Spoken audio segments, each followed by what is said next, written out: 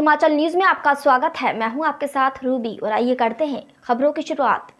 हिमाचल प्रदेश के पूर्ण राज्यत्व के गौरवशाली 50 वर्षों के उपलक्ष्य में आयोजित किए जा रहे कार्यक्रमों की श्रृंखला के अंतर्गत मुख्यमंत्री जयराम ठाकुर ने स्वर्णिम वाटिका स्थापित करने के कार्यक्रम का शुभारंभ किया, जो वर्ष भर चलेगा।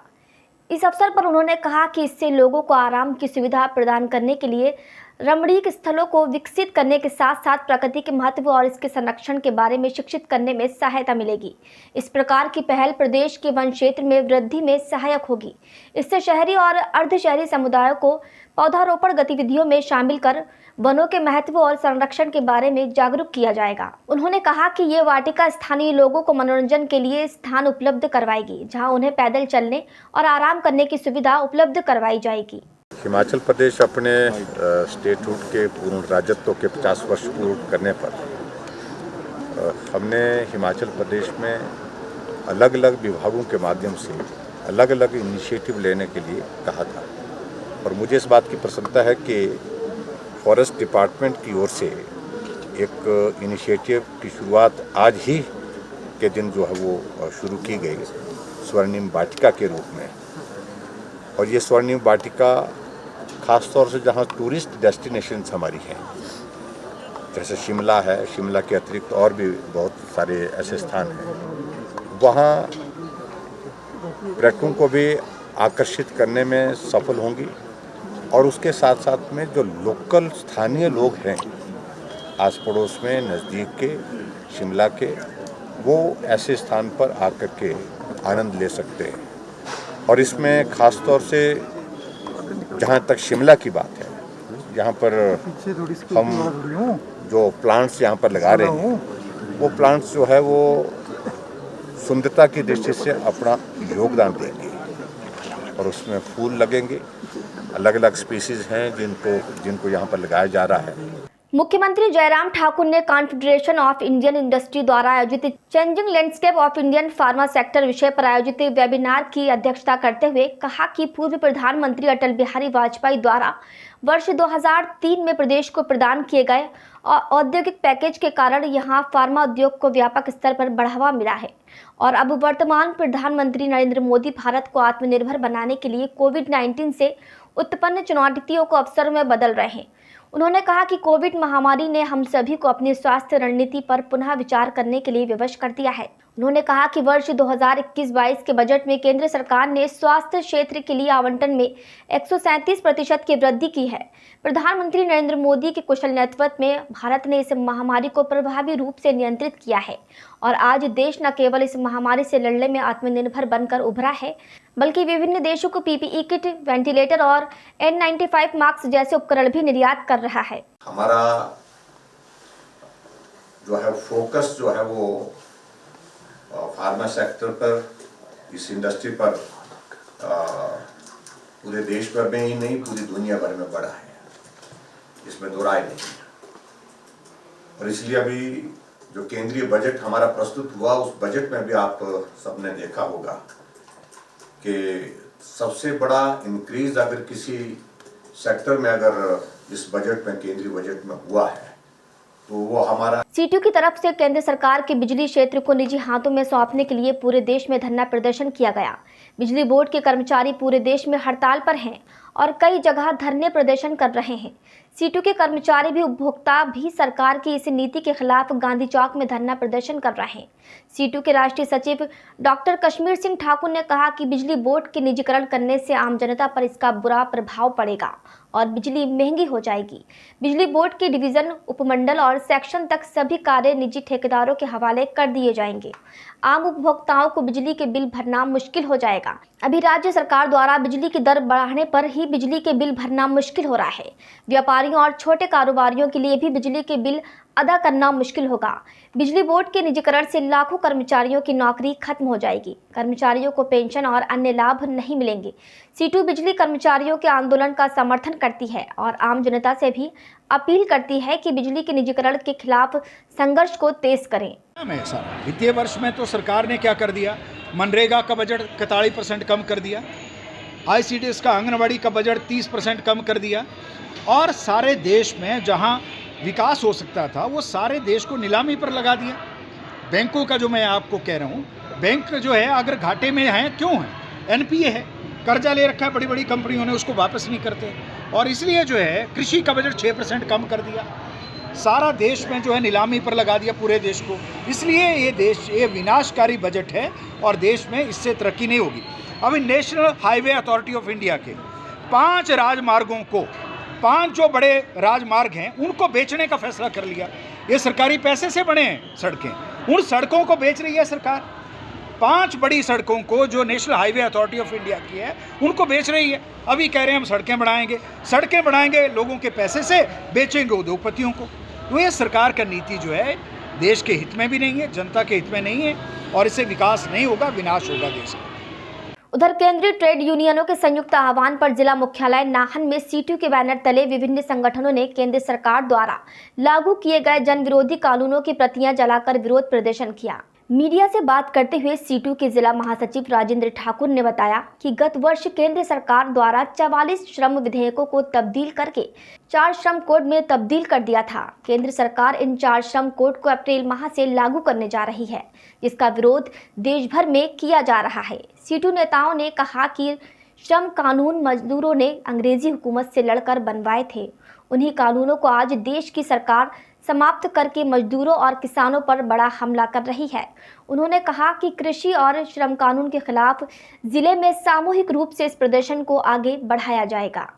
केंद्रीय ट्रेड यूनियंस के संयुक्त आह्वान पर, जिसमें CITU, इंटक और जो दूसरे हमारे ट्रेड यूनियंस हैं, पूरे देश भर में जो पिछले साल जो केंद्र सरकार ने 44 श्रम कानूनों को ख़त्म करके 4 लेबर कोड में तब्दील किया था, वो जो 4 लेबर कोड है जिसको एक रूल बनाकर 1 अप्रैल से लागू करने का फरमान जो केंद्र सरकार ने किया है, उसकी प्रतियां आज पूरे देश भर में जलाई जा रही है। और जो ये कृषि कानून, जो काला कानून किसानों के खिलाफ जो सरकार लेकर आई है, उसकी प्रतियां जो है आज पूरे देश में जलाई जा रही है। और प्रतियां ही नहीं जलाई जा रही है, बल्कि इन कानूनों के खिलाफ एक बड़े आंदोलन आज देश भर में हो रहे हैं। उसी कड़ी के अंदर आज जिला सिरमौर के अंदर भी हमारे साथ जो इंटक के लोग हैं, महिला समिति के लोग, दूसरे जो और साथी हैं यहाँ पर आए हैं, वो सभी इस बात को लेकर कि जो श्रम कानूनों को ख़त्म किया है, जो कानून अंग्रेज़ों के खिलाफ लड़कर देश के मज़दूरों ने बनवाए थे, आज देश की हमारी अपनी सरकार जो है वो मज़दूरों के जो है वो उनके ऊपर बड़ा हमला किया है, अधिकारों के ऊपर। और इसके साथ साथ जो किसानों के जो हमारे अधिकार थे, जो अंग्रेजी हुकूमत से लेकर अभी तक बचाकर हम लोगों ने रखे थे, हमारी अपनी देश की सरकार जो है उन अधिकारों को किसानों से छीन रही है। उस सारी चीज़ के मुखालफत में आज ये प्रतियां जलाई गई। और आने वाले समय में जो है इन दोनों जो है लेबर कोड और कृषि कानूनों के खिलाफ जो है हमारा आंदोलन इसी तरह से निरंतर जिला सिरमौर के अंदर जो है सामूहिक रूप में जो है हम इसको आगे बढ़ाएंगे, यही हम लोग आज कह। मंडी में सीटू के अखिल भारतीय आह्वान पर सीटू से संबंधित विभिन्न इकाइयों के सदस्यों ने केंद्र सरकार द्वारा श्रम कानूनों को खत्म करके 4 लेबर कोड के खिलाफ और दिल्ली में चल रहे किसान आंदोलन के समर्थन में मंडी में धरना प्रदर्शन किया। सीटू के सदस्यों ने केंद्र सरकार को चेताया है कि केंद्र सरकार की मजदूर विरोधी नीतियों के खिलाफ आंदोलन तेज होगा। सीटू जिला मंडी के महासचिव राजेश शर्मा ने कहा कि केंद्र की मोदी सरकार पूरी तरह पूंजीपतियों के साथ खड़ी हो गई है और आर्थिक संसाधनों को आम जनता से छीनकर अमीरों के हवाले करने के रास्ते पर आगे बढ़ रही है। बजट में बैंक, बीमा, रेलवे, एयरपोर्टों, बंदरगाहों, ट्रांसपोर्ट, गैस पाइपलाइन, बिजली, सरकारी कंपनियों के गोदाम और खाली जमीन, सड़कों, स्टेडियम सहित ज्यादातर सार्वजनिक क्षेत्र के उपक्रमों का निजीकरण करने, बेचने का रास्ता खोल दिया गया है। ईज ऑफ डूइंग बिजनेस के नारे की आड़ में मजदूर विरोधी लेबर कोडों को अमली जामा पहनाकर ये बजट इंडिया ऑन सेल का बजट है। इससे केवल पूंजीपतियों, उद्योगपतियों और कॉरपोरेट घरानों को फायदा होने वाला है, वही गरीब और ज्यादा गरीब होगा। इंडिया ऑन सेल के नाम से जो बजट उन्होंने अभी पेश किया है, उसमें रेलवे को बेचा जा रहा है, LIC को बेचा जा रहा है, तमाम जो सार्वजनिक उपक्रम है उन सबको बेचा जा रहा है। डेफिनेट तौर पर ये जो आंदोलन है तेज किया जाएगा। और जो श्रम कानून है, श्रम कानून को बदलने से पीछे अगर सरकार नहीं हटती है तो डेफिनेट तौर पर आंदोलन तेज होगा। उस कड़ी में अभी आज प्रदर्शन है, अभी 6 और 7 तारीख को हमें राज्य कमेटी की बैठक वहाँ शिमला में बुलाई है। और उसी सिलसिले में जो बजट का सत्र आएगा, बजट के सत्र के दौरान विधानसभा को घेरा जाएगा। अगर वहाँ भी बात नहीं बनती तो डेफिनेट तौर पर जो संसद का सत्र भी चल रहा है कि संसद के बाहर भी एक बड़ा जो प्रदर्शन है सीटू करने वाली है। यह संदेश हम केंद्र की सरकार को और हिमाचल प्रदेश की सरकार को आपके माध्यम से, मीडिया के माध्यम से देना चाहते हैं कि जो काले कानून है, जिनको बदलने की, जो चितौड़ी कानून है उनको बदलने की जो कवायद सरकार ने शुरू की है उसको रोका जाना चाहिए और जो किसी विधेयक है उनको भी वापस ले जाना चाहिए।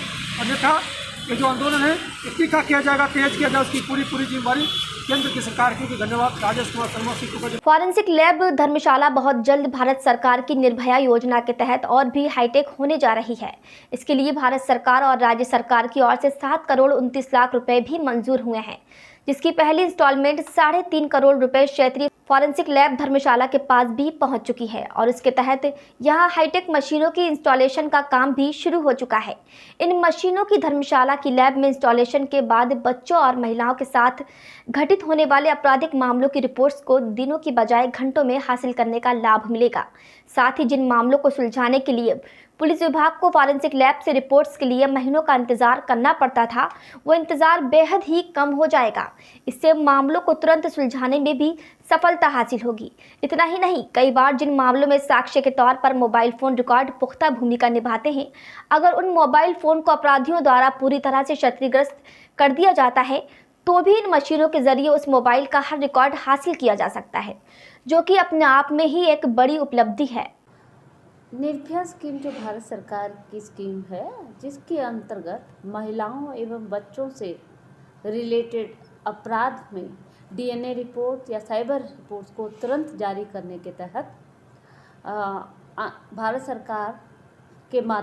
सरकार से प्रदेश सरकार के माध्यम से हमें अंशदान प्राप्त हुआ। अंशदान से हमने लेबोरेटरी का इंफ्रास्ट्रक्चर मजबूत किया है। ये केवल क्षेत्रीय फॉरेंसिक विज्ञान प्रयोगशाला के लिए नहीं है, ये प्रदेश की फॉरेंसिक साइंस विभाग के लिए है। इसमें लगभग हमारे पास जो 7 करोड़ 29 लाख का बजट जो था सेंक्शन किया गया था, उसमें 3.5 करोड़ जो है पहली धनराशि जो वो थी अमाउंट था वो आ चुका है, पिछले 1 साल में आ गया है, जिसके अंतर्गत हमारे पास हमने डीएनए फैसिलिटी को दोनों रेंजेज और हेडक्वार्टर में इस्टेब्लिश किया और स्ट्रेंथन किया, मॉडर्नाइज किया। इसमें नेक्स्ट जनरेशन सीक्वेंसिंग जो हमारा एक मेजर इक्विपमेंट था, जिसके विट्रीफाइड सैंपल से भी हम डीएनए प्रोफाइल कर सकते हैं, वो स्टेट फॉरेंसिक साइंस लेबोरेटरी में इस्टेब्लिश कर दिया है। अभी हाल ही में वो इंस्ट्रूमेंट आया है। इसके साथ साथ धर्मशाला और मंडी के जीन सीक्वेंसर्स हैं और कई तरह के डीएनए से रिलेटेड इक्विपमेंट और साइबर रिलेटेड इक्विपमेंट जो आए हैं। कुछ एक इक्विपमेंट्स इंस्टॉल हो चुके हैं और साइबर से रिलेटेड एक अहम इंस्ट्रूमेंट जो है जिसमें हम क्षतिग्रस्त मोबाइल फ़ोन से डाटा रिकवरी कर सकते हैं, वो जल्द ही इंस्टॉल होने वाला है। पंचायत समिति स्वारघाट पर भाजपा ने कब्जा जमा लिया है। अध्यक्ष पद के लिए भाजपा की तरफ से किरण कुमारी ने नामांकन दाखिल किया है, तो वहीं भाजपा की बागी सपना ने कांग्रेस की तरफ से दावेदारी ठोकी है। आपसी सहमति नहीं बनते देख चुनाव अधिकारी एसडीएम सुभाष गौतम को चुनाव प्रक्रिया करानी पड़ी, जिसमें दोनों दावेदारों को 7-7 मत पड़े, जबकि एक मत रिजेक्ट हुआ। अब किस्मत के खेल में किरण देवी ने बाजी मारी है। वहीं सपना देवी ने आरोप लगाया कि सरकार के दबाव में आकर उसे जबरदस्ती हराया गया है। उपाध्यक्ष पद पर विजय कुमार को निर्वाचित घोषित किया गया। भाजपा प्रवक्ता रणधीर शर्मा ने दोनों अध्यक्ष और उपाध्यक्ष को बधाई देकर लोगों का आभार व्यक्त किया तथा कहा कि सच्चाई की जीत हुई है। पंचायत समिति बंजार में भाजपा समर्थित लता देवी को अध्यक्ष और डूर सिंह को उपाध्यक्ष बनाया गया। ताजपोशी के पश्चात भाजपा कार्यकर्ताओं ने बंजार में विजय रैली का आयोजन किया गया। बंजार पंचायत समिति अध्यक्ष का पद महिला के लिए आरक्षित था। मैंने ब्लॉक समिति का इलेक्शन लड़ा, तो उसमें वोटें पूरी 7-15 थे। 15 में से 7 वही हमारे को, ठीक है। एक वोट उन्होंने कैंसिल करी, हमारे को नहीं पता कैसे, सरकार का दबाव, ठीक है। तो अभी मैं उनको बार बार यही बोलती थी कि हम पर्चियाँ नहीं डालेंगे, वो बोलते कि पर्ची डालेंगे। हमने बोला कि पर्ची नहीं हम डालेंगे, जबरदस्ती पर्ची डला के एक स्कूल से लड़की लिया के उससे 2 ही पर्ची थी, तो उनने उन लड़की से पर्ची उसकी चुका दी, ठीक है। और मैं सहमत नहीं है इनके साथ, धक्का किया हमारे साथ। सुंदरनगर विधानसभा क्षेत्र के दुर्गम इलाकों बटवाड़ा, जरल सहित बायला, सलापड़, धाल और खुराहल से पंचायती राज चुनाव में जीत दर्ज करने वाले कांग्रेस पार्टी से संबंधित प्रत्याशी ने अपने सैकड़ों समर्थकों सहित पूर्व विधायक सोहनलाल ठाकुर से शिष्टाचार भेंट की। इस मौके पर सोहनलाल ठाकुर भाजपा पर काफी अधिक आक्रामक दिखे और पंचायती राज चुनाव में कांग्रेस के पक्ष में मतदाताओं द्वारा मतदान करना बताया गया। उन्होंने कहा कि जयराम सरकार की पिछले 3 वर्ष की नाकामियों को देखते हुए जनता ने कांग्रेस के पक्ष में मतदान किया है। उन्होंने कहा कि कांग्रेस समर्थित पंचायत समिति सदस्यों के जीतने के बाद भारतीय जनता पार्टी के लोगों द्वारा उन्हें अगवा कर लिया गया और वो लोग चुनाव जीतने के 8 दिनों बाद घर पहुंच पाए हैं। सुंदरनगर विधानसभा क्षेत्र के पूर्व विधायक और सीपीएस सोहनलाल ठाकुर ने कहा कि भाजपा ने पंचायती राज चुनाव जीतने के लिए कई तरह के हथकंडे अपनाए हैं, लेकिन भाजपा इन हथकंडों को अपनाकर भी बहुमत साबित नहीं कर पाई। सोहन ठाकुर ने कहा कि भारतीय जनता पार्टी ने दबाव की राजनीति कर पंचायत समिति के अध्यक्ष और उपाध्यक्ष के पद पर कब्जा किया है। उन्होंने कांग्रेस के पक्ष में मतदान करने के लिए जनता का आभार व्यक्त किया। ठाकुर ने कहा कि विधानसभा चुनाव 2022 में कांग्रेस जीत का परचम लहराकर प्रदेश में कांग्रेस की सरकार बनाएगी। कि लोगों ने जो वर्तमान सरकार है, वर्तमान सरकार की कार्यप्रणाली है, उसके विरुद्ध भी ये वोट दिया है। बावजूद इससे कि वर्तमान सरकार ने वो सारे हथकंडे लोगों को भ्रमित करने के लिए चुनावों के दौरान किए और जिस तरह से इन्होंने जो हमारे बीडीसी जिला परिषद के चुनाव हुए अध्यक्षों के, उस तरह जो घिनौनी हरकत इन इलेक्शनों में उन्होंने की है, ये बड़ी निंदनीय है। मेंबरान को जिस दिन रिजल्ट निकले उसी दिन से अगवा कर लिया। अगवा करना कहूँगा मैं, उनको घर जाने नहीं दिया और सुंदरनगर के बीडीसी सदस्यों को 8 दिन, चुनाव परिणाम के 8 दिन बाद वो कल अपने घर जा पाए हैं। एक दबाव की राजनीति इस सरकार ने अपनाई, तब इन्होंने इस तरह के पदों को हथियाया है। ये जनता की उसके अनुरूप नहीं है। जनता ने बड़े खुले रूप से कांग्रेस समर्थित उम्मीदवारों को जिताया है, उनके प्रति अपना समर्थन दिया है। मैं इसके लिए लोगों का बहुत बहुत धन्यवाद करता हूं और मैं ये भी कहना चाहता हूं कि जो समर्थन मिला है ये सरकार की नीतियों के खिलाफ मिला है और ये इस बात का सबूत है कि आने वाले जो विधानसभा क्षेत्र चुनाव होंगे उनमें ये और अच्छी तरह से इस तरह के परिणाम कांग्रेस के फेवर में दिखेंगे। भारतीय जनता पार्टी के जिला अध्यक्ष रवि मेहता ने कहा कि भारतीय जनता पार्टी को पंचायती राज चुनाव में भारी जनमत प्राप्त हुआ है, जिससे कांग्रेस पूरी तरह घबराई हुई है। उन्होंने कहा कि आज जिस प्रकार से कांग्रेस के प्रदेश अध्यक्ष कुलदीप राठौर प्रेस वार्ता को संबोधित कर रहे हैं वो निंदनीय है। उनके प्रेस में वक्तव्य पूरी तरह से दिखाता है कि कांग्रेस के नेता भाजपा के अच्छे प्रदर्शन से बौखलाए हुए हैं। भारतीय जनता पार्टी का पूरे प्रदेश भर का जो जनमत पंचायती राज चुनाव में आया है और आज कांग्रेस के आदरणीय अध्यक्ष कुलदीप राठौर जी का जो बयान आ रहा है, मैं ये कह सकता हूँ कि भी ये पूरी कांग्रेस का बौखलाहट में और जो अपना मैंडेट इन पंचायती राज चुनाव में उन्होंने खोया है वो उसकी बौखलाहट है और उसी बौखलाहट के आधार पर इनके विधायक भी जगह जगह से इस तरह की बयानबाजी करना प्रारंभ किए हैं और हमने पूरे प्रदेश भर में पंचायती राज व्यवस्था में जिस तरह का चुनाव होना चाहिए ऐसा भारतीय जनता पार्टी के माध्यम से वो चुनाव पूरा लड़ा गया है और आज यही चुनाव उनके लिए अपनी जो एक ग्राउंड पे जिस तरह से जनता के बीच में उनको रहना चाहिए था वो उनको जनादेश न मिलने के कारण से उनको पत्रकार वार्ताएं करने पे मजबूर होना पड़ा है। इधर कांगड़ा जिला परिषद के नवनिर्वाचित अध्यक्ष रमेश बराड़ ने आज जिला परिषद कार्यालय धर्मशाला में पदभार संभाला। इस अवसर पर पत्रकारों से बातचीत में रमेश बराड़ ने कहा कि जिला पार्षदों के लिए बजट के मुद्दे को सरकार के समक्ष रखा जाएगा। बराड़ ने कहा कि वर्ष 2010 में जब हमने जिला परिषद का चुनाव लड़ा था उस समय जिला परिषद का बजट 30% था और सीएम जयराम ठाकुर उस समय पंचायती राज मंत्री थे। ऐसे में हमें पूरी उम्मीद है कि जिला परिषद की समस्या को सीएम समझेंगे और जिला परिषद को पूरा बजट मिलेगा। उन्होंने कहा कि सड़क, शिक्षा, स्वास्थ्य पर पूरा फोकस रहेगा। इस अवसर पर मैं प्रदेश के मुख्यमंत्री श्री जयराम ठाकुर का धन्यवाद करना चाहता हूं और उनके सारे मंत्रिमंडल का, और मैं खास करके धन्यवाद करना चाहता हूं जिस जनता ने मुझे चुनकर यहाँ तक पहुँचाया, और सभी जिला परिषद के मेंबर का धन्यवाद करना चाहता हूँ, क्योंकि जिन्होंने मुझे अध्यक्ष के काबिल समझा और मेरे पक्ष में वोट किया। बिल्कुल साफ़ सुथरी प्राथमिकता रहेगी जी, यहाँ पे कोई भी पक्षपात नहीं होगा। जो भी काम होगा सभी मेंबर्स को डिस्कस करके किया जाएगा।